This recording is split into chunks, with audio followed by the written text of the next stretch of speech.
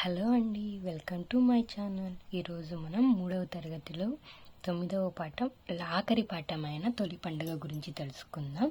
దీని యొక్క ఇతివృత్తం, సంస్కృతి సంప్రదాయాలు, ప్రక్రియ, కథనం. ఇది వచ్చేసి దీనిలో పాత్రల దగ్గరికి వచ్చేసరికి మనకి రవి, లత, శ్యాముల్, ఆనంద్, రంగయ్య తాత, కరీముల్లా. ఊరు పేరు వచ్చి మాధవరం. ఇవి గుర్తుపెట్టుకోవాలండి. ఇక్కడ మనం ఒక్కొక్కరి గురించి తెలుసుకుంటే, బాగా పాటలు ఎవరు పాడుతారంటే రవికి వచ్చి చక్రాల కుర్చీలో ఉంటాడు. వాళ్ళ అక్క పేరు లత. ఇంకా వేప చెట్టు దగ్గర ఎవరెవరు ఉన్నారు? ఆనంద్, శ్యామ్యుల్ ఉన్నారు. తర్వాత ఇవన్నీ ఏమేమి తెచ్చారు, ఎక్కడ తెచ్చారు అనేవి ఉన్నాయి. తర్వాత ఉగాది తెలుగువారి తొలి పండుగ. ఈ పండుగతో తెలుగు సంవత్సరం మొదలవుతుంది. దీనిని తెలుగు సంవత్సరాది, యుగాది అని పిలుస్తారు. ఇక్కడ పచ్చడి గురించి చెప్పమని అడుగుతాడు ఆనంద్. అప్పుడు ఆ పచ్చడి గురించి చెప్తాడు. వేప పూత, లేత మామిడి ముక్కలు, కొత్త చింతపండు, కొత్త బెల్లం, ఉప్పు, కారాలు కలిపి ఉగాది పడి చేస్తారు. చేదు, వగరు, పులుపు, తీపి, ఉప్పు, కారం ఇలా 6 రుచులు ఉంటుంది. అంటే 6 రుచులు అండి.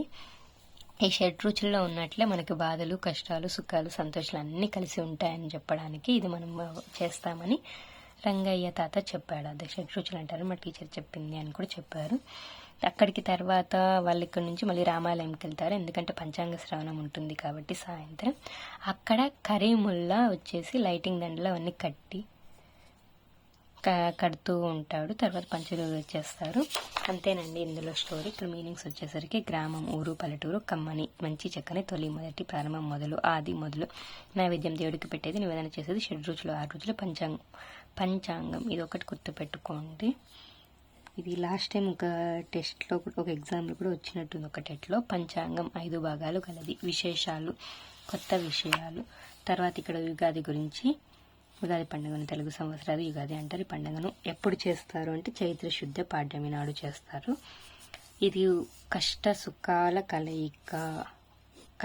కలయికకు ప్రతీకగా జరుపుకునే పండగ ఏది అంటే మనం ఉగాది అని చెప్పాలి. ఈరోజు పంచాంగ శ్రవణం చేస్తారు. పంచాంగం అంటే చెప్పాం కదండి, 5 భాగాలు కలిగినది. తర్వాత తిథి, వార, నక్షత్ర, యోగ, కర్ణములు 1 2 3 4 5 5 అంగాలంటే ఇవేనండి. తిథి, వారం, నక్షత్రం, యోగం, కర్ణములు వీటి గురించి తెలిపేదే పంచాంగం. ఇక్కడ మళ్ళీ దీనికి సమానార్థాలు వచ్చేవి. గుర్తు, ప్రతీక, 6 రుచులు, 6 రుచులు, వినడం, శ్రవణం, 5 అంగాలు పంచాంగం, పర్వం పండుగ, రోజు, దినం అని వస్తుంది. తర్వాత ఇక్కడ మనకి షష్ఠీ వర్ష చక్ర అంటే 60 సంవత్సరాలు. మనకున్నది 60 సంవత్సరాలండి. వాటిని షష్ఠీ వర్ష చక్ర అంటారు. ఇక్కడ మీరు ఇదొకటి గుర్తుపెట్టుకోండి. ఒత్తు కింద టా ఒత్తు, ఫస్ట్ టా ఒత్తు వస్తే 60, సెకండ్ టా ఒత్తు వస్తే 6. ఇది చాలా వరకు మిస్ అయ్యే పాయింట్ అండి, అందుకని ఇది పర్టికులర్గా చెప్పాను.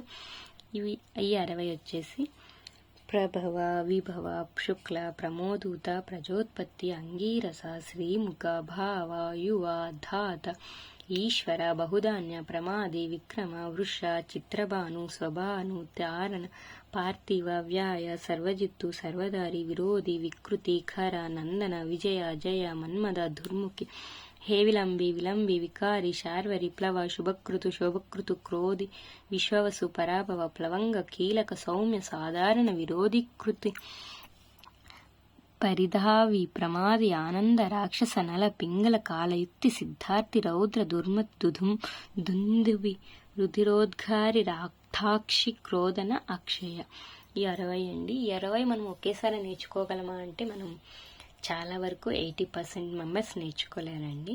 ఈవెన్ నేను కూడా నేర్చుకోలేను. దానికని ఏం చేయాలంటే ఒక్కొక్క 10 రోజుకొక 10 అనేటివి నేర్చుకుంటూ వెళ్తే మనకి ఏదైనా కానీ ఒక 1 వీక్ రిపీటేషన్ చేస్తూ ఉన్నామంటే అది మైండ్లో 100% ఫిక్స్ అయిపోతుంది. కాబట్టి ఇవి రోజుకి ఒక 10. ఈరోజు 10 నేర్చుకోండి, రేపు 11 to 20 నేర్చుకోండి. 10 రివిజన్ చేస్తూ 11 to 20 నేర్చుకోండి. ఎల్లుండి 30 వరకు నేర్చుకోండి. 10 20 రివిజన్ చేస్తూ 30 వరకు నేర్చుకోండి. ఇలా మనం 1 వీక్ చేసామంటే మనకి 60 వచ్చేస్తాయండి. షష్ఠీ వర్ష చక్ర మనకు వచ్చేస్తుంది. ఓకేనా? తర్వాత మనకి మాసాలు ఇవందరికీ వచ్చండి.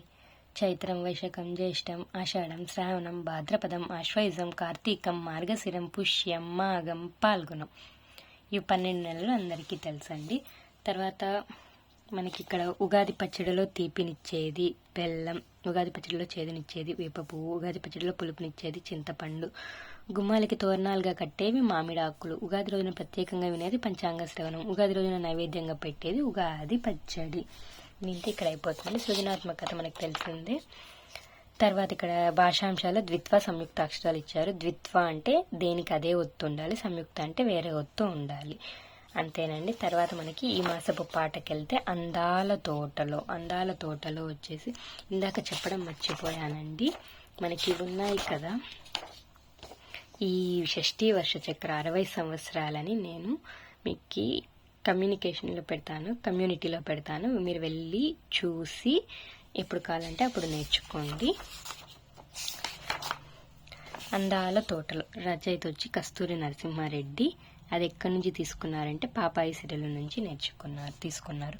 అందాల తోటలో బాలయ్యేమంది, ఆడగా పాడగా తోడు రమ్మంది, గున్న మామిడి పైన కోయిలేమంది, కు అంటే కు అంటున్న కొంటే ఎవరంది, నిండుగా పురుగుప్పి నెమలేమంది, నృత్యాలు నాట్యాలు నేర్చుకోమంది, చెట్టు కొమ్మన రామి చిలక ఏమంది, సగము కొరికిన పండ్లు చెవి చూడమంది, చెంగున ఎగిరి జింక ఏమంది, పరుగు పందెములోన పసు చూడమంది, అంతలంతా మేయు ఆవు ఏమంది, ఆగి తీయని పాలు త్రాగిపోమ్మంది, కొత్తగా కొన్నట్టి గుర్రమేమంది, స్వారీ చేస్తే నీవు సాహసుడు అంది, విరియ బూచిన పండు వెన్నెలేమంది, వింతల కథలు విందు నేడంది. ఒక తోటలో ఏమేమి ఉంటాయనే దాని గురించి ఇక్కడ ఇచ్చారు. ఇక్కడ మనకి ఏమడుగుతారంటే గున్న మామిడి పైన ఏముందంటే కోయిల్ ఉంది, నెమలు ఏం చేస్తుంది, నృత్యాలు నాట్యాలు అందరూ చెప్తారు, రామచిలక అంటే పండ్లు తినమని చెప్పింది.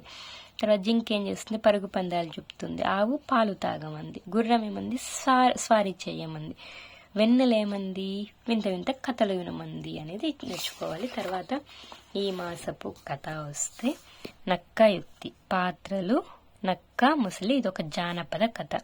ఇక్కడ వచ్చేసి నక్కకి నదీ తీరం ఇటు సైడ్ నుంచి అటు సైడ్కి దాటాలని ఉంటుంది, కాకపోతే దాటడం ఇట్లా కష్టం కదా, అప్పుడు ముసలితో వచ్చేసి మీ మొసళ్ళు ఎక్కువ ఉన్నాయా, మేము ఎక్కువ ఉన్నామా అంటాలే, అంతెందుకు ఇప్పుడు నువ్వు లెక్క పెట్టేస్తే తెలిసిపోతుంది కదా అని మొసళ్ళని వరుసగా నిలబడతాయి. నక్క ఒకదానిపైన ఒకటి ఎక్కుకుంటూ పోయి దాటుకొనేసి వెళ్ళిపోయినాక అటు సైడ్కి పోయినాక ముసలి అడుగుతుంది, ఎవరు ఎక్కువ ఉన్నాం, మీరా నేనా అంటే, అయ్యో తిక్క ముసలి, నువ్వు ఎక్కువ ఉంటే ఏముంది, మేము ఎక్కువ ఉంటే ఏముంది, నేను అది కాదు, నది దాటడానికి మిమ్మల్ని ఇలా ఉపయోగించుకోను అని చెప్తుంది.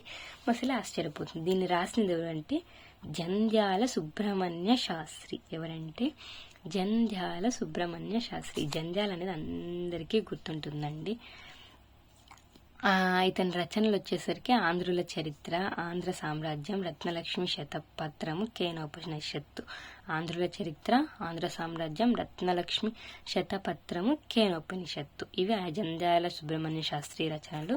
ఈయన రాసిన పాఠం నక్కయుక్తి. ఇంతటితో మనకి 3వ తరగతి తెలుగు పూర్తి అవుతుంది. నెక్స్ట్ 4వ తరగతితో కలుద్దాం. Thanks for watching.